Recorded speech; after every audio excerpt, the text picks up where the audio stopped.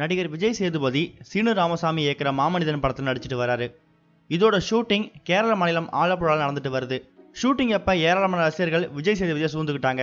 அப்ப வயதான மூதாட்டி ஒருத்தவங்க ரசிகரோட கூட்டத்துக்கு இடையே விஜய் சேதுபதியை மீட் பண்ணி, நான் ரொம்ப கஷ்டப்படுறேன், மருந்து வாங்குறதோட பணம் இல்லை அப்படின்னு உதவி கேட்டிருக்காங்க.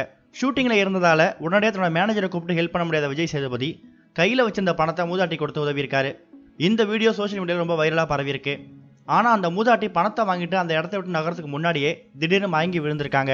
அதுக்கப்புறம் அவரை உடனடியாக ஹாஸ்பிட்டலுக்கு கொண்டு போயிருக்காங்க. ஆனா துரதிருஷ்டவசமா அந்த மூதாட்டி இறந்து போயிட்டாங்க.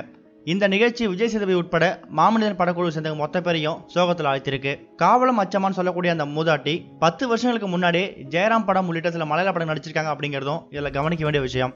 நடிகர் விஜய் சேதுபதியை பொறுத்த வரைக்கும் பந்தா இல்லாத வெளிப்படையான ரொம்ப எளிமையான நடத்தையாலும் இறக்க குணத்தாலும் இவருன்னு ஒரு பெரிய ரசிகர் கூட்டமே இருக்கு.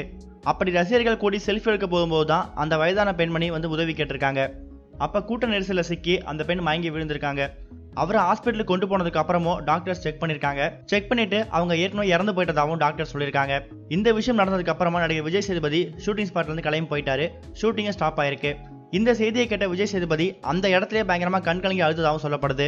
இது ஒரு பக்கம் இருக்க, குழந்தைகள் வன்கொடுமை தடுப்பு சட்டமா இருக்கக்கூடிய போக்சோ கீழே நடிகை பானுப்பிரியாவும் அவரோட சகோதரர் கோபியும் ஆந்திர போலீசாரால எந்த நேரமும் அரசு செய்யப்படலாம் அப்படிங்கிற மாதிரி நியூஸ் பரவி இருக்கு. நடிகை பானுப்பிரியா வீட்டில் வேலை பார்த்த சந்தியா அப்படிங்கிற சிறுமியை அவரும் அவரோட சகோதரரும் உடல் ரீதியாக தொந்தரவு செஞ்சிருக்கிறது மட்டும் இல்லாம சம்பளம் தராம இழுத்தடிச்சிட்டு வர்றதாவும் சந்தியாவோட தாயார் பத்மாவதி புகார் அளிச்சிருந்தாங்க.